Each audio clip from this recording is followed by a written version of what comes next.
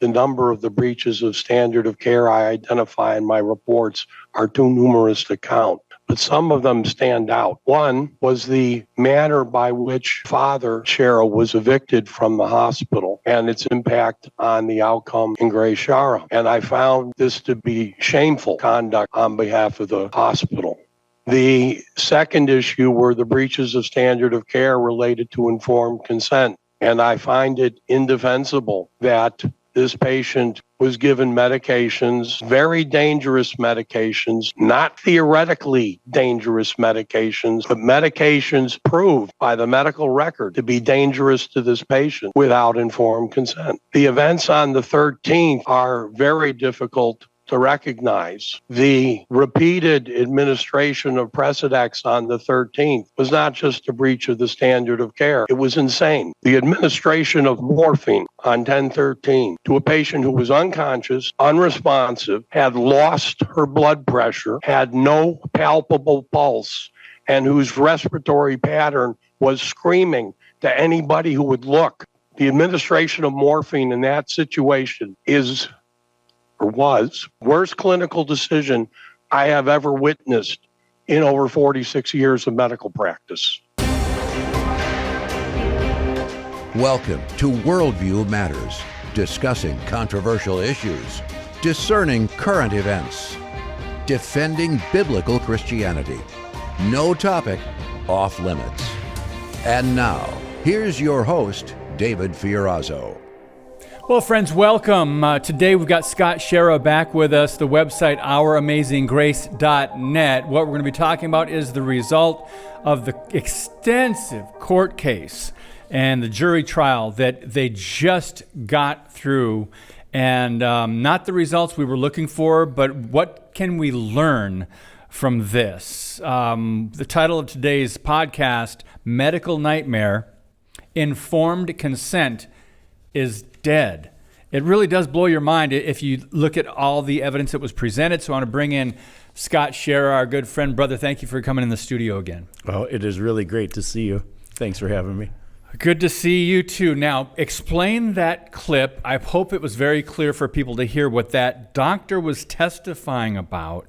He was shocked at talking about the drugs that were administered to Grace, and anything else you want to point out about what we just heard to open the podcast? Sure. So the drugs that were administered to Grace were Precedex, lorazepam, and morphine. And Dr. Burdine, what a man. So when he reviewed the records, he thought he was called to do this case. He has never been a plaintiff's expert before. He's only been on the defense side representing doctors. This is the first case he was a plaintiff for, and he did not take a penny personally to do the work.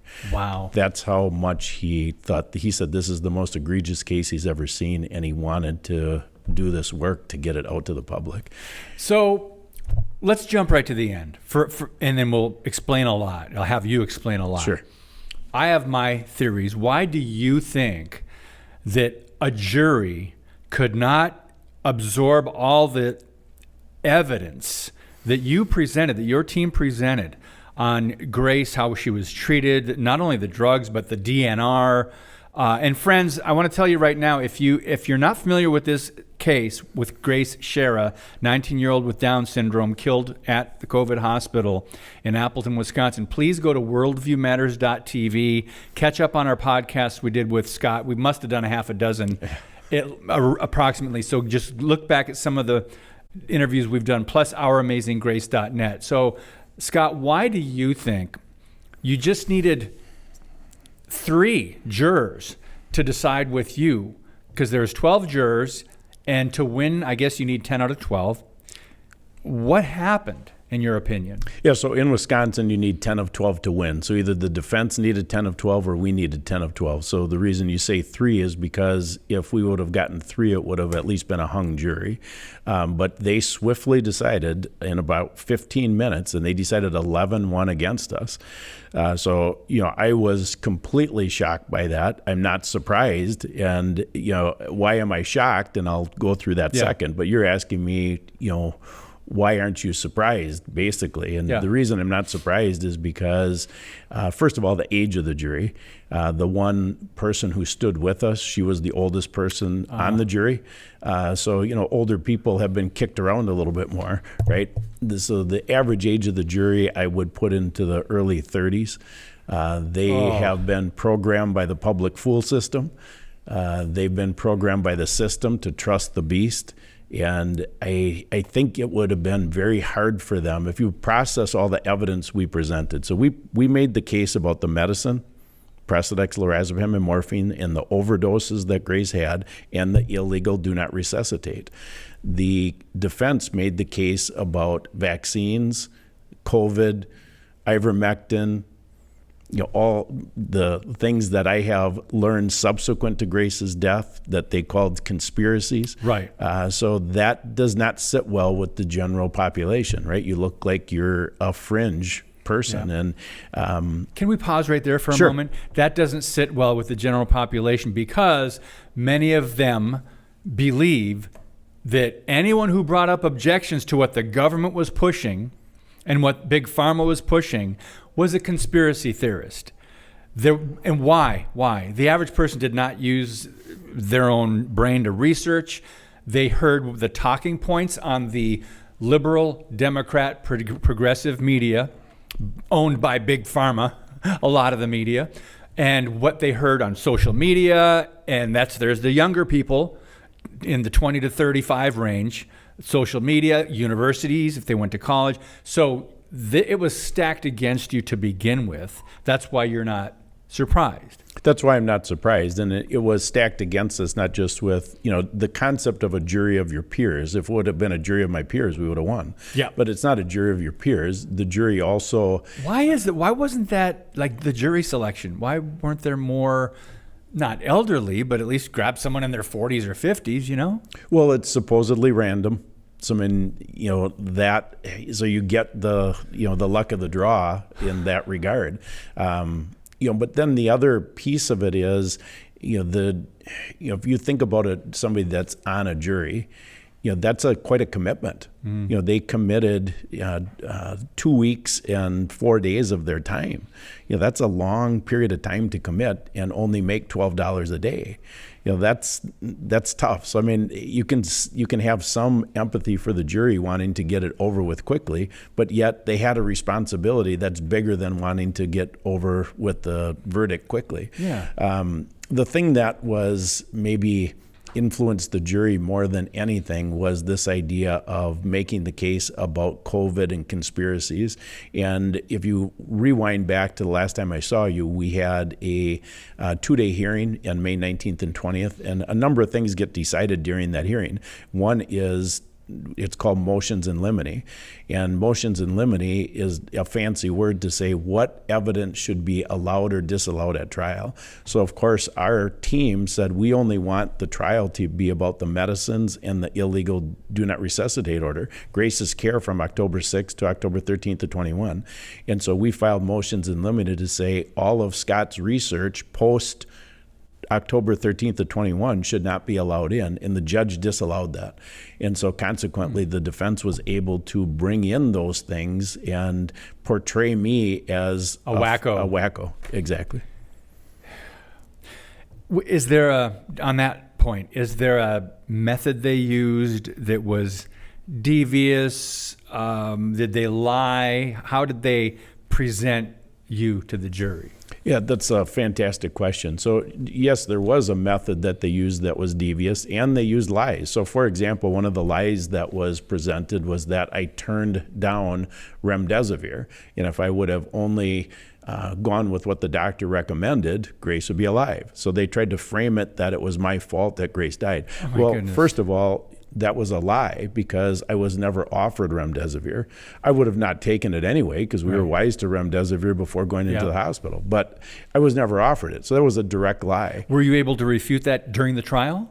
We were able to refute it, but it's, how media is once the first thing is heard. Right.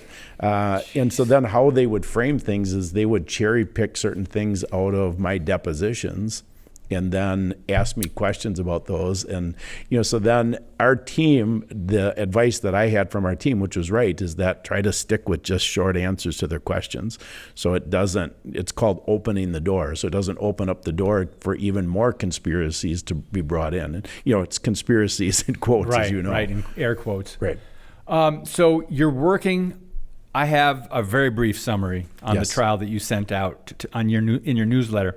You're working on a very extensive one. When will that be sent out or presented to the public? That will be released after the 4th of July. So so I've got it done in draft form. I've already reviewed it twice. I have one of our attorneys looking at it. I just want to make sure that I've crossed all the T's and dotted the I's because it's extensive. Okay, so people will be able to see that now. Correct. Because we're pre-recording this. Yes. So you guys can go to ouramazinggrace.net. Is that the best place they can go to get the summary? Exactly. And it'll be in the upper right-hand corner. You see it on the screen. It says subscribe to our newsletter. It'll be released in a newsletter. Okay. So, friends, I just want to share what was briefly sent out because that's what I have in hand here. You say that your team presented a better case. You had better witnesses, better experts, and had the truth on your side, which I agree.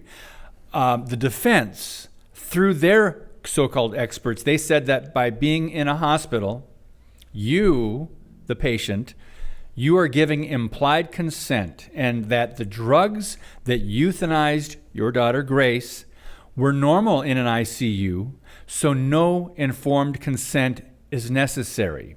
Doctors informing the family is not even necessary for the 2 prior overdoses, and the 3rd overdose is the one that killed Grace. Finally, their experts stated that a DNI equals DNR, and a doctor can unilaterally place a DNR, do not resuscitate, on a patient without consent, without a witness, without a signature, and without putting a DNR bracelet on the patient. I think that is something you need to go into a little bit more for us. It blows my mind. I mean, this is literally what the jury decided, and that should scare anybody to either not go to a hospital or be prepared beyond anything that you've ever thought of. So how is it even possible that this could happen? Yeah. So, I mean, everybody heard Dr. Burdine at the start of the show. He was our doctor expert, and, he's obviously, he's solid. He reviewed the records and he was solid. They brought in experts from all over the country, 6 of them, 2 of them from Johns Hopkins. And their experts said that everything that the doctors and nurses did in Grace's care was the standard of care, that it was normal. And that's the key. Isn't that part of the problem, though? It's part of the problem because people think of this idea of standard of care as like it's in a book someplace. Well, it's not in a book someplace. What it is it's a subjective opinion.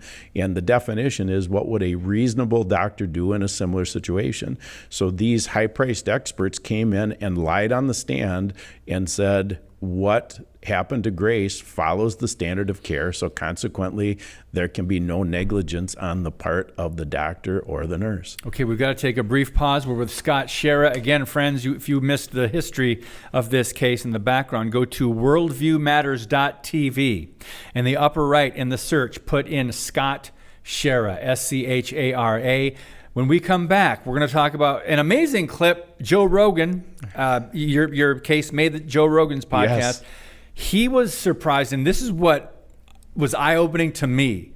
Someone like that had no clue, apparently, what was going on during COVID, that people were being killed and hospitals were not standards of care. They were following COVID protocols. Right. This clip is coming up right after the break. We'll be right back. Today's show is brought to you by Harbinger's Daily. World news biblically understood. Stay informed at harbingersdaily.com.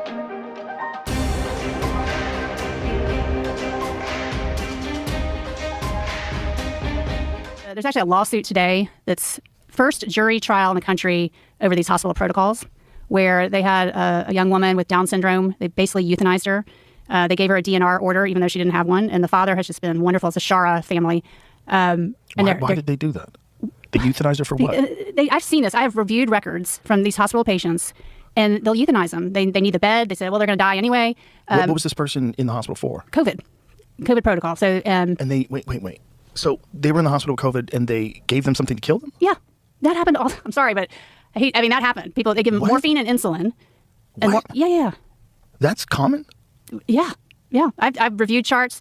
In this situation, they gave her a DNR, which is do not resuscitate. Meaning if they look like they're dying, you don't do anything, which that was not the case.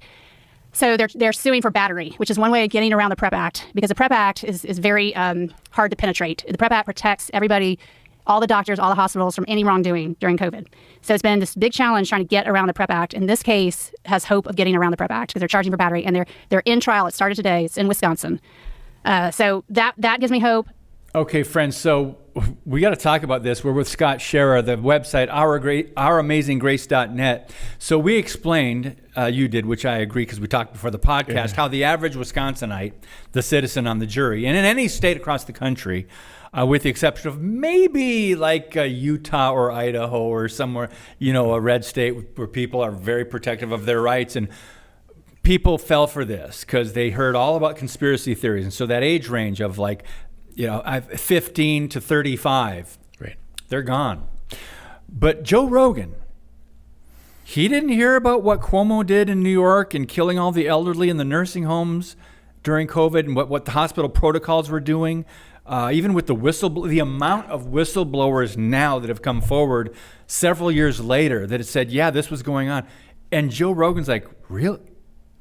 Talk about that. What are your thoughts on that? Yeah, first, of course, I was extremely happy that we received national attention. Praise God, the New American live streamed the trial with the help of CHD, and millions of people saw the trial, which was that was one of our goals. That's how you wake people up, right? Yeah. And to have it on Joe Rogan, that was Dr. Mary Bowden out of Texas. She's become a friend. I was on her podcast, and that's how she knew of the story, and she chose to share it on Joe Rogan. Awesome. But Joe Rogan being shocked, you would think, this guy is one of the people who is awake, right? You would think. So for him to be shocked, it shows you how deep the psyop with programming and the controlled media really is. So I was shocked by that also. So what is the PrEP Act that she mentioned? Yeah, that's really a great question. So the PrEP Act was passed in December of 2005 it was under the radar, like most of these things, as part of a defense appropriations bill, but it had nothing to do with defense. What it does is anytime the HHS secretary declares a public health emergency, and then the FDA issues emergency use authorization countermeasures, those countermeasures are immune from liability. So, for example, in Grace's case, if we were offered remdesivir and we took it and Grace subsequently died, because she had remdesivir and that was a covered countermeasure, we would not have had a lawsuit. Similarly, if Grace was ever on a ventilator, we would not have a lawsuit because that was also a covered countermeasure with immunity from liability. So praise God, the odds of us getting to this trial. Talk about the odds. I mean, it's near zero. You so have first the of all, numbers. I've got the numbers here. So first of all, we would have had to survive the PrEP Act, which you can't because it's by definition immunity from liability. So here's where I'm quoting this out of an HBO documentary by the title of Bleed Out. And Steve Burrows did Bleed Out, and he sued Aurora Health in Wisconsin because they maimed his mom. She had a surgery and she didn't die, but he was able to file a medical malpractice lawsuit, went all the way to jury trial and lost, similar to us. Well, he put these statistics together. He said annually in Wisconsin, there's 27,000 patients that are either injured or die in a hospital. Just in Wisconsin. Just in Wisconsin. Okay. Out of those 27,000, there's 84 lawsuits filed. Out of those 84 lawsuits that are filed, 22 go to trial. So we're in that class. So that's 0.08%. Then out of the 22, 3 win in favor of the plaintiff. So that's 13.3% of the 0.08%. So you can see, statistically, it was near impossible. Even worse than that, the cost of the lawsuit was $1 million. The most we could win, because it's a medical malpractice lawsuit, is $750,000. So it is truly, it was a David versus Goliath. God, of course, is still in charge. He got us into this. And so what I see now is he obviously thinks that more people are going to be saved by a loss than a win. Well, if it gets out there, continues to get out there, and Correct. you've done a great job, and you've been on. What did you say? The trial ended within the last 2 weeks. You've already done 30 interviews. Yeah, 30 already. Friends, this man doesn't sleep. I don't know how he does it. But anyway, so let's talk about this now, the verbal consent that was signed. Yes. Actually, wait a minute. It wasn't signed. I want to set this up. Okay, so we've got a copy of this. Mary Bowden on Joe Rogan mentioned that we have a battery claim. So I want to set this up. This is critical. So when the trial started, we had 5 claims. We had wrongful death, medical malpractice, lack of informed consent, medical battery, and a declaratory judgment for the illegal DNR and med combination. The battery was dropped after all the trial evidence was in. So to have a battery claim, you have to have 2 elements. Number 1 is an unwanted touching. So that would be giving Grace Precedex, lorazepam, and morphine. That's an unwanted touching without your knowledge. So we had both of those. Okay. But the judge told us he's leaning toward the idea that you're giving implied consent just by being in a hospital. Oh, so then wow. the knowledge things gets out. So we presented the last day of evidence. We presented this document to show the judge there was no consent ever, and he still decided against the battery claim. So there what it this is. document? Explain what we're seeing. All right, so this document I found, of course, in the medical records, and you can see the stamp on the bottom. It's right out of the medical records that were provided as part of the medical records request. And so people would be familiar with the concept that you go into a hospital and they want you to sign your rights away, right? It's called a general consent document. So this is the 3rd page of it.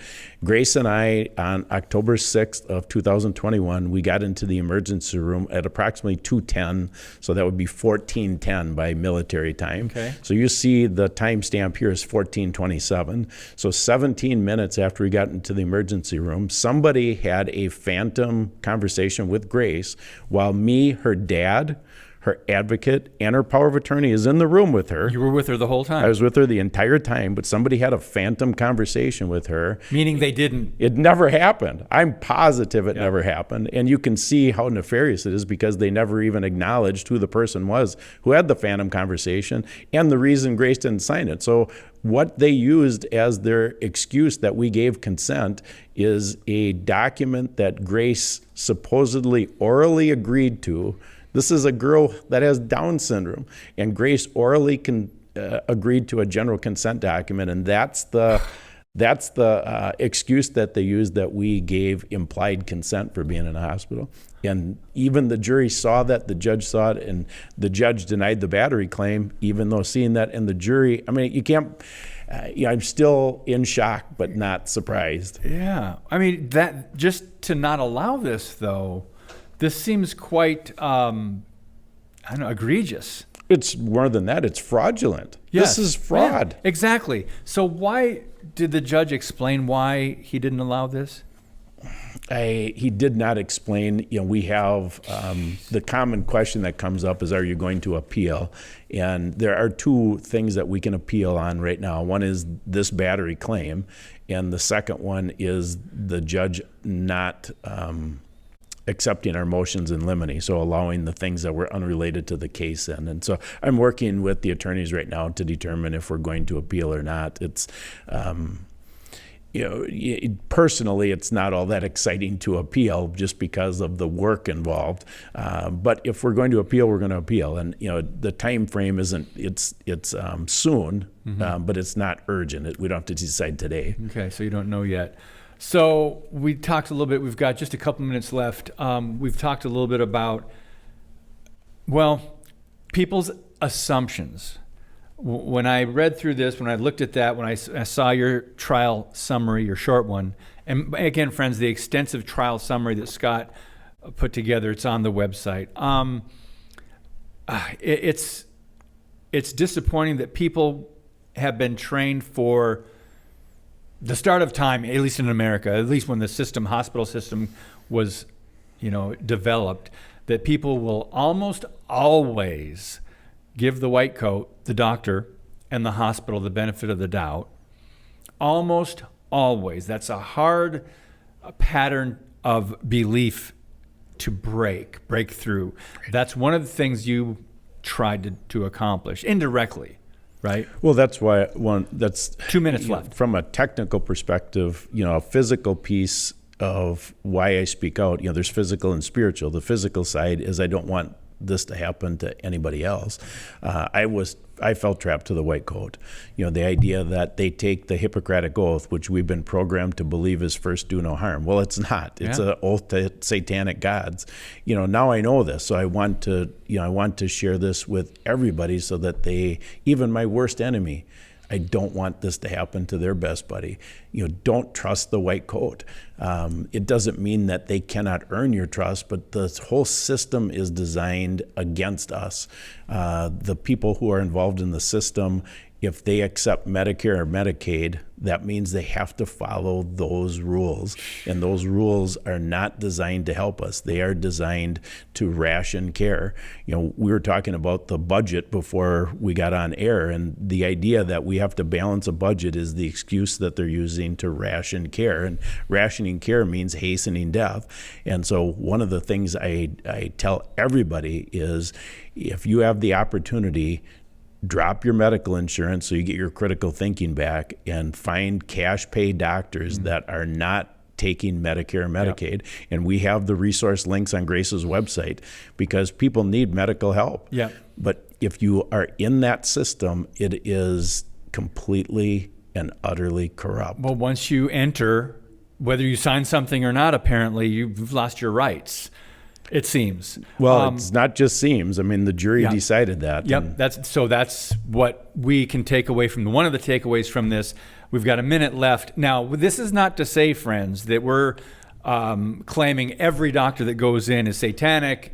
Every doctor or nurse that goes in knows that they are going to follow these protocols, even if they know it's going to harm a patient. That's not the case. But COVID was a great example of they just had to follow it. And when any doctor says, okay, we need more tests, who makes money? This is a business. Yeah. Hospitals make more money the more tests they have, the more drugs they prescribe, and then there's big pharma. We didn't barely touched on big pharma because we've done that before. Scott, thank you. To be continued. We'll follow up with you again, but God bless you for all the work you've done and the awareness you are trying to raise in the big fight that we are still in. So thank you for all you're doing. Well, God bless you, David. It's Thanks. Really good to see you again. Same here. Friends, pray. Just take care of yourself. Stay healthy. But anyway, understand what's going on behind the scenes, and that's what Scott has done, all this research. You can, again, look up past episodes on our website. God bless you, and as always, keep speaking the truth about things that matter.